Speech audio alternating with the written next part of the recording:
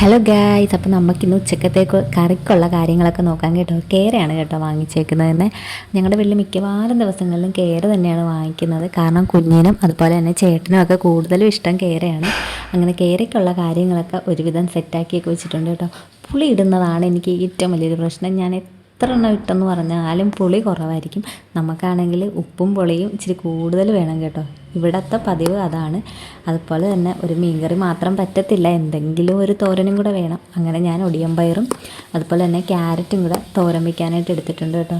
അങ്ങനെ തോരൻ വയ്ക്കാനായിട്ടുള്ള കാര്യങ്ങളൊക്കെ ശരിയാക്കിയൊക്കെ വെച്ച് ഉപ്പും മഞ്ഞൾപ്പൊടിയൊക്കെ ഇട്ട് നന്നായിട്ട് കുഴച്ചൊക്കെ എടുത്തിട്ട് തോരനും റെഡിയാക്കുന്നുണ്ട് കേട്ടോ. നമ്മുടെ വീട്ടിൽ കുഞ്ഞ് ഉള്ളത് കൊണ്ട് തന്നെ ഇപ്പം അങ്ങനെ പച്ചമുളക് ഒന്നും ഉപയോഗിക്കാറില്ല. കാരണം അവനും കൂടെ കഴിക്കേണ്ടതായതുകൊണ്ട് തന്നെ തോരൻ്റെ അകത്തൊന്നും ഇപ്പം കഴിവതും ഞാൻ പച്ചമുളക് ഇടാറേ ഇല്ല. അതുകൊണ്ട് തന്നെ കുഞ്ഞിന് വലിയ ഇഷ്ടമാണ് തോരനൊക്കെ കഴിക്കാനായിട്ട്. അങ്ങനെ തോരനും ഒക്കെ ഞാൻ റെഡിയാക്കിയൊക്കെ വെച്ചിട്ടുണ്ട്. പിന്നെ പ്രത്യേകിച്ചുള്ള ഒഴിച്ചുകറിയുടെ ആവശ്യം ഞങ്ങൾക്കില്ല. എന്തെങ്കിലും ഒരു 2 കറി അത് മാത്രം മതി. അപ്പോൾ നമ്മുടെ വീഡിയോസൊക്കെ ഇഷ്ടമായാൽ നമ്മുടെ ചാനലൊന്ന് സബ്സ്ക്രൈബ് ചെയ്ത് നമ്മുടെ വീഡിയോസ് ഒന്ന് ലൈക്ക് ചെയ്ത് സപ്പോർട്ട് ചെയ്യണം. Okay, bye.